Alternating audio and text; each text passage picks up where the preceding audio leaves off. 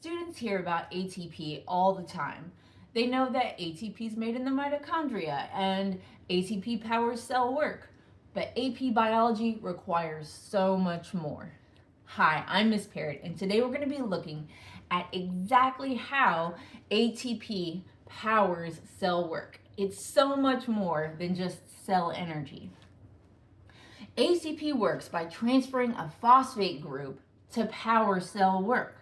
So when you think of ATP, which is an adenosine with 1, 2, 3 phosphates, consider it a transfer molecule, an energy transfer molecule, not like a mini battery. It transfers energy by transferring this terminal phosphate. When it gives that over, that is an energy releasing reaction, and that energy then goes to an energy requiring process. So we're going to get into that the deep dark depths of this, the amazing magic of it, in the rest of the video. But first, let's look at the ATP structure. ATP is short for adenosine triphosphate. Adenosine is the combination of adenine, which we know from nucleic acids, ribose, which we know from RNA, and instead of just one phosphate that's part of a nucleic acid backbone, it has 1, 2, 3 negatively charged phosphate groups attached. And it's this final phosphate that is getting transferred. It's not a storage mechanism, it's a transfer mechanism. Transferring a phosphate will actually, because these phosphates are, look at all these negative charges, negative, negative, negative, negative. Because of that, when you transfer a negatively charged polyatomic ion to another molecule, right, structure is going to determine function. So you change the charge, you're going to potentially change the structure, and it's going to change what it can do.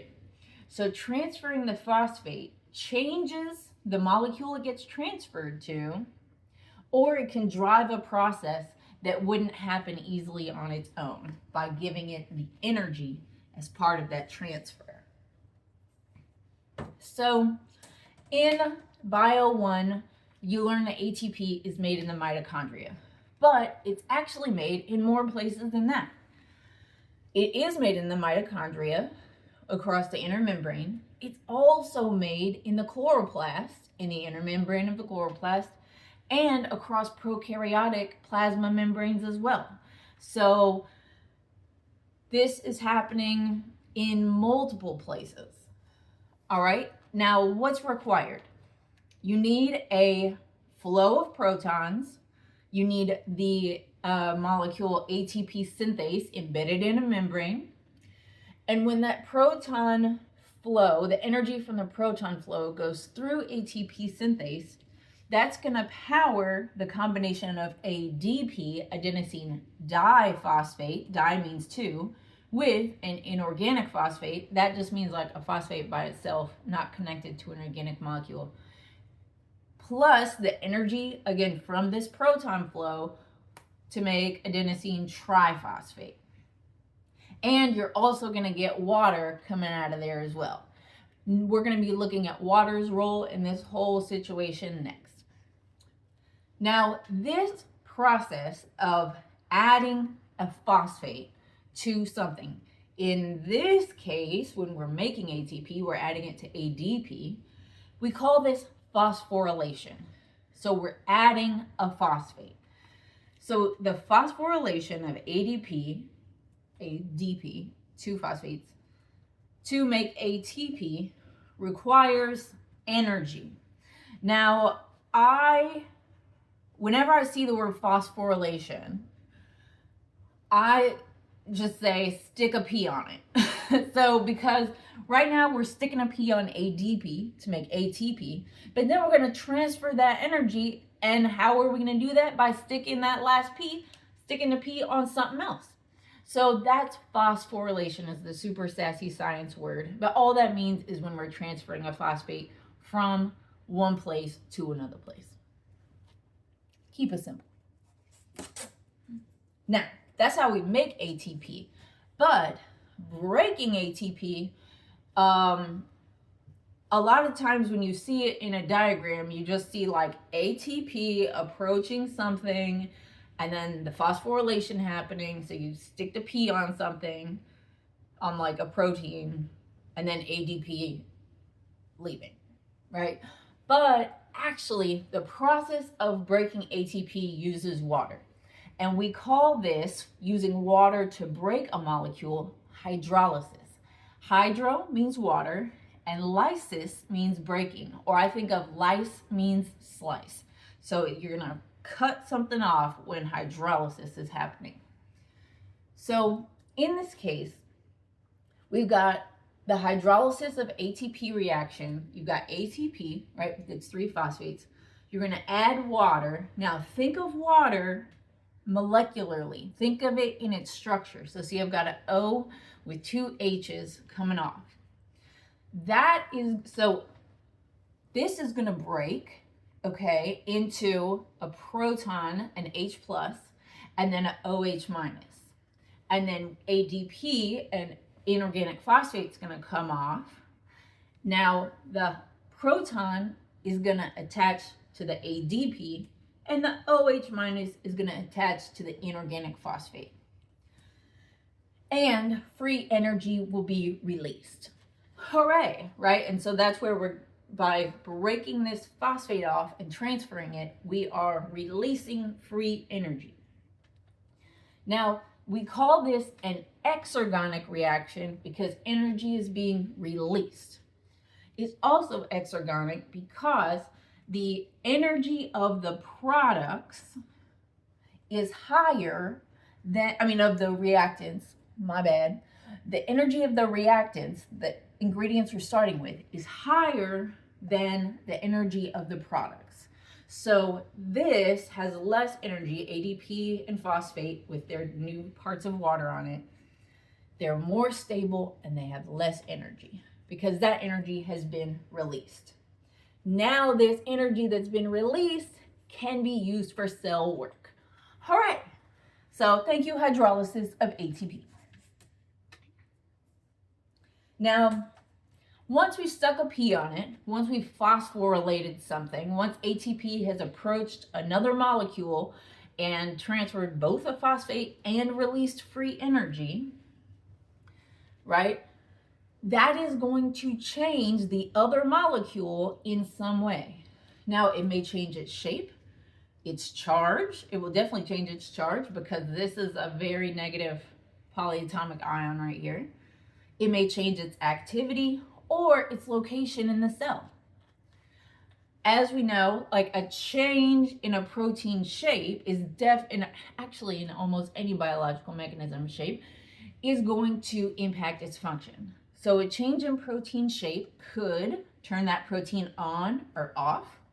It could make it move, or it could change the way that it interacts with other molecules in its surroundings. So very good examples of this are active transport. So when ATP comes and phosphorylates one of those membrane proteins, right? So if it comes here, then it sticks a P on it, and then that's going to change, like trigger a conformational change that's going to open the channel and allow something to go through, right? Or it may activate signal transduction pathways throughout a cascade of events within a cell.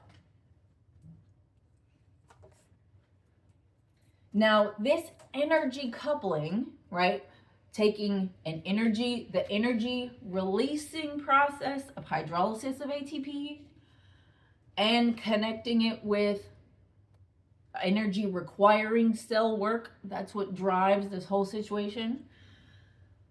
Right, we take our phosphate transfer, the energy is coupled to an energy requiring process, and then we're going to get cell work. So when I say cell work, like what does that mean? And give me an example. I'll give you several. So just like I described earlier, moving molecules across membranes is cell work. Changing the shape of a protein is cell work. Driving reactions like photosynthesis and respiration. So even though like respiration, aerobic cellular respiration, the whole process ends up in making ATP, there's actually ATP required within that process to make more ATP. In photosynthesis, there is no net ATP made. The ATP gets used up, but ATP is required to actually like fix carbon and do all the parts of the Calvin cycle. So we gotta have that ATP for that. Other cell work, regulating signaling pathways, right? All those signal transduction cascades that we talked about earlier. So remember, in this, we've got our high energy ATP molecule. Usually the bigger structure, the more pieces, parts a molecule has, the more energy it has.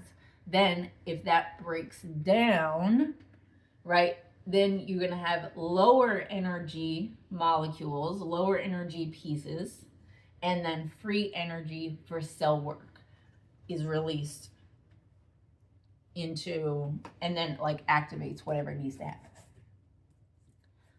So to go from, I took regular biology and I know a little bit about ATP, to know like, do I understand ATP at a level that AP Biology needs me to understand ATP? Then you need to ask 3 questions and be able to answer them confidently as you experience and come across ATP, because it's all year long. Like, it actually shows up, oddly enough, ATP being required for active transport in Unit 2, I think, comes before you actually learn about ATP and how ATP is made later on in the year. So, ask yourself, what process is ATP hydrolysis being coupled to? So what process, what's the energy requiring process that ATP hydrolysis is being coupled with? What molecule is being phosphorylated, right? What are we sticking a P on to make something happen? And then how does adding a phosphate change the receiving molecule's shape, charge, activity, or location? And if you can answer those and describe how transferring a phosphate can transfer energy, then you know that you're really fluent in the language and the mechanism of ATP.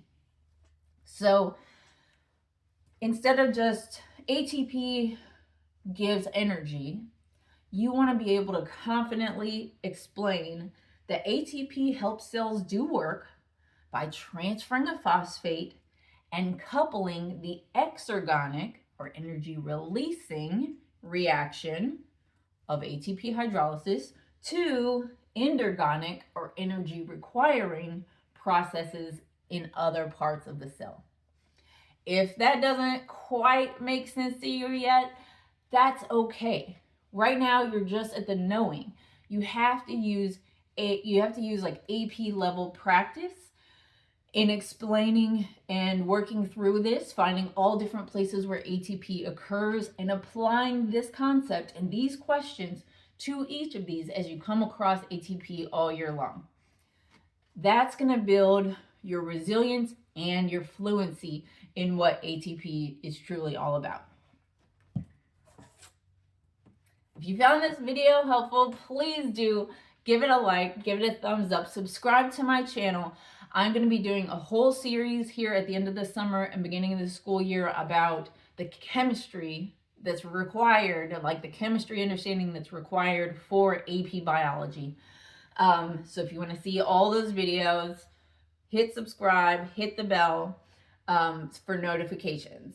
Please do leave a comment, a question, or an emoji down below, maybe a starburst to show that you got this far down in the video.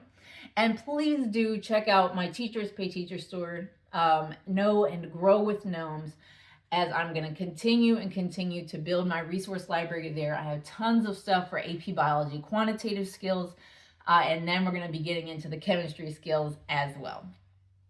Keep learning, keep growing, and we'll see you next time.